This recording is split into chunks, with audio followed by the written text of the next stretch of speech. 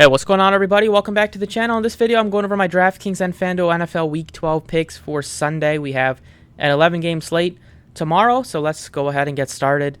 Thanksgiving slate didn't really go well, so hopefully this one goes better. I do like this one. It's pretty clear on what guys look really good. Some of them might be popular, but I think might be a week to kind of eat some of the chalk. So let's get into it. We'll talk about it, but as always, enjoy the videos. Appreciate the like button. Subscribe if you haven't already. You can check out the website if you want to join for tomorrow for week 12. Twitter for updates. Stay connected at the DFS process, and let's get started here. So quarterback options, you have only a few at the top end.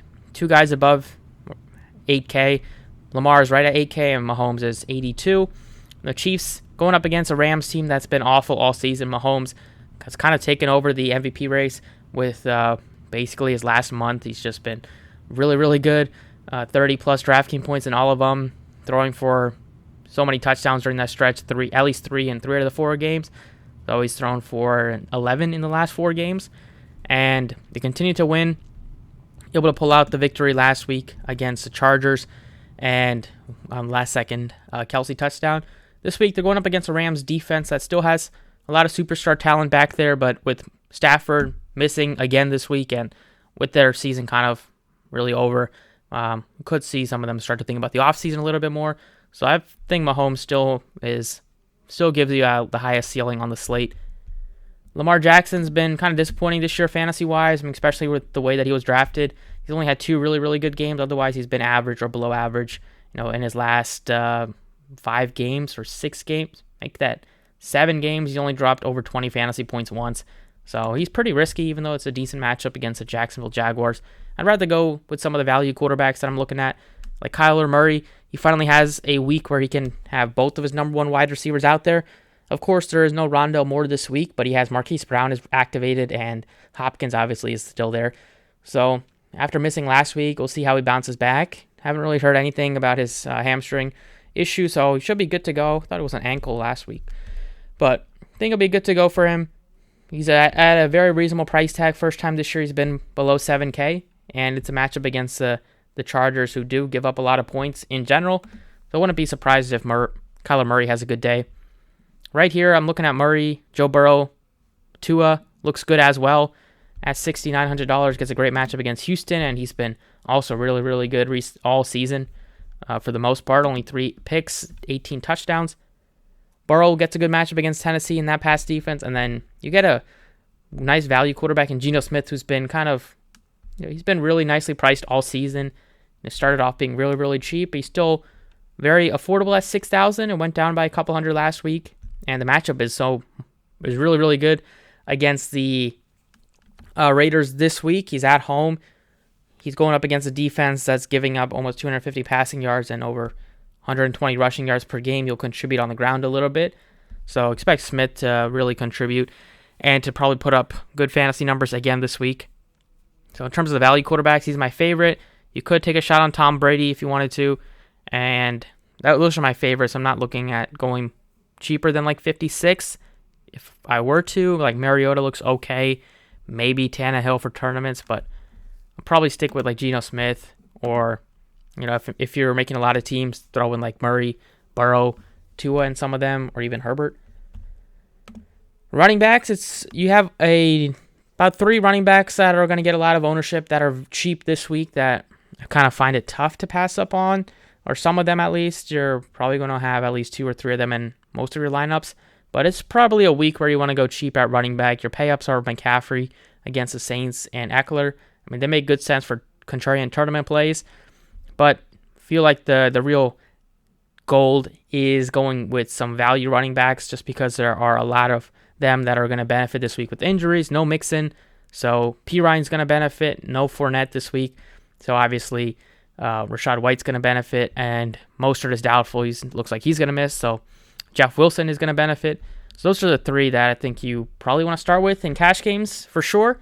Tournaments, I still find it tough to not have like 2 of them at least in your lineup. But Wilson, just because he gets such a good matchup, like gets the best matchup you could ask for against a Houston team giving up 180 almost yards on the ground. He's at a great price tag. He'll be able to catch some passes as well and kind of be featured back tomorrow. If you want it to be contrarian, like you have Montgomery without Herbert back there, so he's going to benefit with some more touches. We saw him have a good week last week, so he looks fine. Connor looks fine, but it's just that Wilson is really cheap, and he's going to get so much work.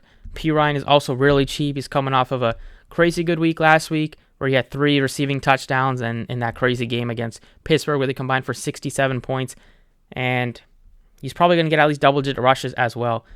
So him, matchup isn't as good on the ground. Obviously, Tennessee's really good against the rush, but they're bad against the pass, and he'll be able to catch passes out the backfield, especially with Jamar Chase not looking likely to suit up this Sunday.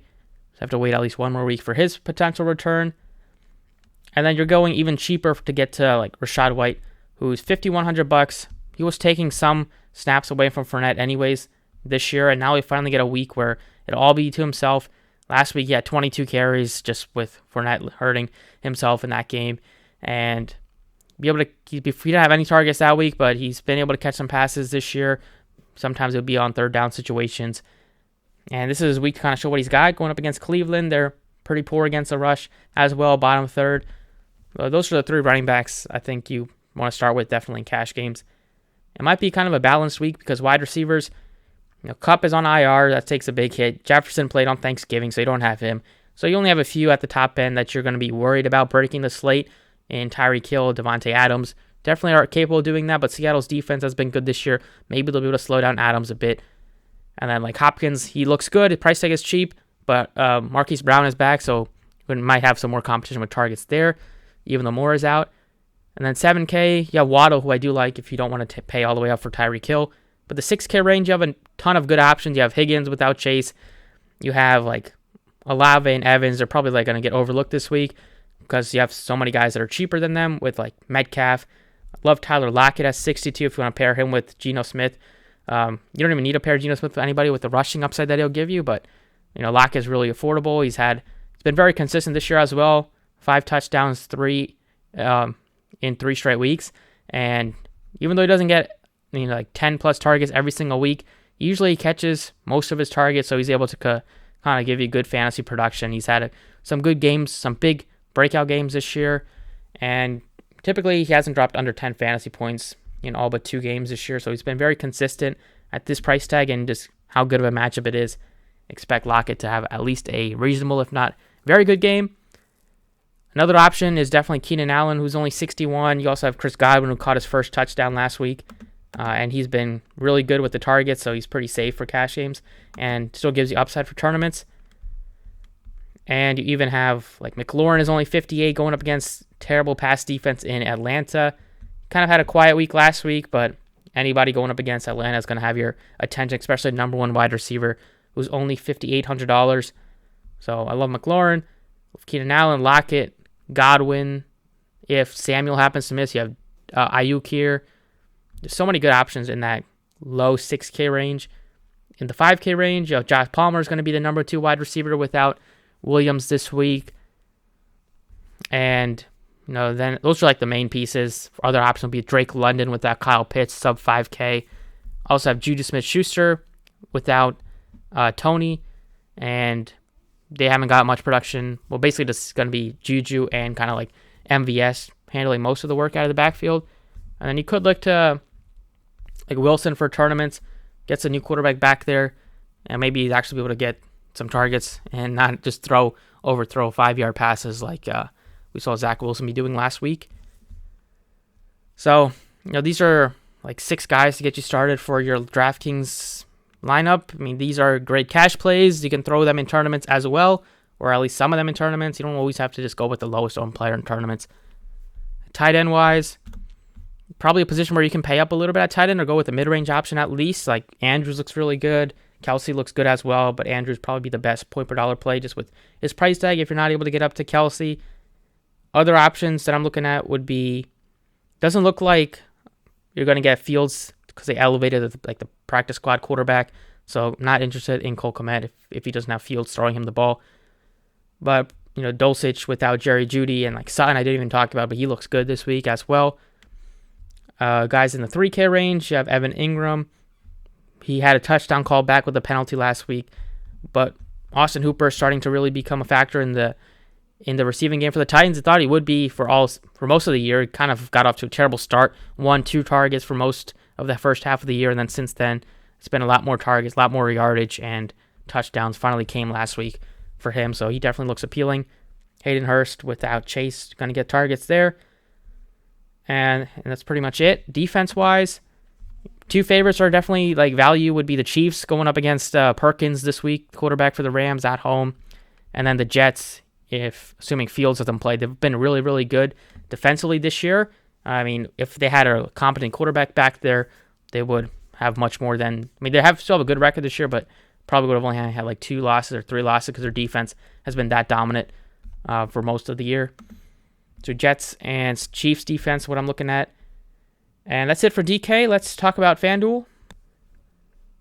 So on FanDuel, same deal, same guys I'm looking at, same guys I'm having in my core. You know, Wilson is like the only guy that's much more expensive than he is on DraftKings. He's in 77, but just with how good of a matchup it is, it'll be tough for me to pass up on him. Only being a couple hundred more than like Montgomery. And then you do have like Kamara and Connor for tournament options for you, but still looking at P. Ryan, who's cheap, and like Rashad White. You know, these guys are going to get a lot of work. Wouldn't be surprised if they are all kind of 3-down backs with their backups kind of mixing in on a handful of snaps here and there. Quarterback-wise, still like Geno Smith for his price tag at 76. Kyler Murray kind of has my attention as well. Same thing with Herbert. And then if you wanted to pay all the way up, it would be Mahomes. I'm not looking to get to Burrow at 86. But really, 7K range is strong at quarterback with Smith, Murray, Herbert, and even like Tom Brady here. Wide receivers, don't know if you need to get to the guys out the way at the top. It's because the 7K range is really strong with McLaurin at 75. Looks a little bit better on DraftKings, but not gonna be mad at you if you play him out on FanDuel at this price tag. But lock it in. Keenan Allen have my attention. Metcalf is definitely in play. Godwin and Sutton, they're going to get a ton of targets. Other guys that are in the 6K range are like Palmer and Ayuk, and Juju is only 66. Just have so many good value wide receivers that it feels like kind of a balanced week for myself. And the defense, same deal, except the defenses are a lot more expensive on FanDuel, 49 and 5K for the Jets and Chiefs, which I still think is a route you probably want to go with. In cash games, tournaments, you can mix it up. Go with some punt defenses if you wanted to, but myself, probably stick with the top 2 that are going to be facing off against backup quarterbacks this week. So that's it for myself for the video. Thank you for watching. Best of luck. You can leave any questions in the comments below, and I will catch you all next time.